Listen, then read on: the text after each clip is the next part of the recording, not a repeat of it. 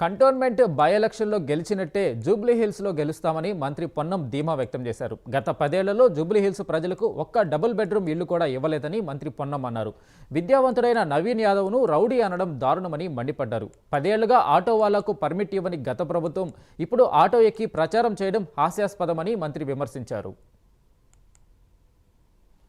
మాదిరిగా అక్కడి ప్రజలు ఏ విధంగానైతే అధికారంలో ఉన్నటువంటి రాష్ట్ర ప్రభుత్వ ప్రతినిధిగా గణేష్ గారిని గెలిపించుకున్నారో, ఇప్పుడు కూడా జూబ్లీహిల్స్ ఎన్నికల్లో అధికార పార్టీకి సంబంధించినటువంటి నవీన్ యాదవ్ గారిని గెలిపించుకోవడం ద్వారా ఈ నియోజకవర్గాన్ని కూడా అభివృద్ధి చేయాలనే ఆలోచనతో జూబ్లీహిల్స్ ప్రజలు ఉన్నారు. అదేవిధంగా రాష్ట్ర వ్యాప్తంగా మాటలకే పరిమితమైన డబుల్ బెడ్రూమ్ కూడా జూబ్లీహిల్స్ లో ఒక్కటి కూడా ఇవ్వలే, ఒక్క రేషన్ కార్డు ఇవ్వలే. ఎడ్యుకేటెడ్, హైలీ ఎడ్యుకేటెడ్ క్యాండిడేట్ పట్టుకొని రౌడీజ్ అని చెప్తా ఉన్నారు. నిన్న మన కొత్తగా ఆటోలలో ఎక్కి పెద్ద పెద్ద మనుషులు ఆటోలలో ఎక్కి ప్రయాణం చేస్తా ఉన్నారు.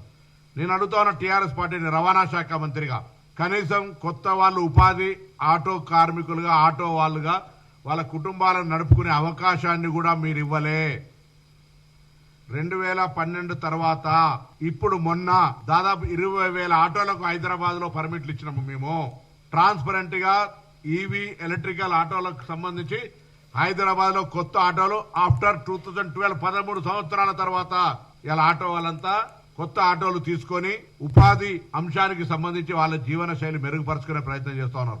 ఎస్, మా ఎలక్షన్ ప్రామిస్ ఉంది, కానీ మీరు చేసిన ఆర్థిక సంక్షోభం, ఆర్థిక విధ్వంసం వల్ల ఆ పథకాన్ని అమలు చేయలేకపోతుండొచ్చు. తప్పకుండా నా తెలంగాణ రాష్ట్ర ఆటో కార్మికులందరికీ విజ్ఞప్తి చేస్తాను, అది తప్పకుండా అమలు చేస్తాం.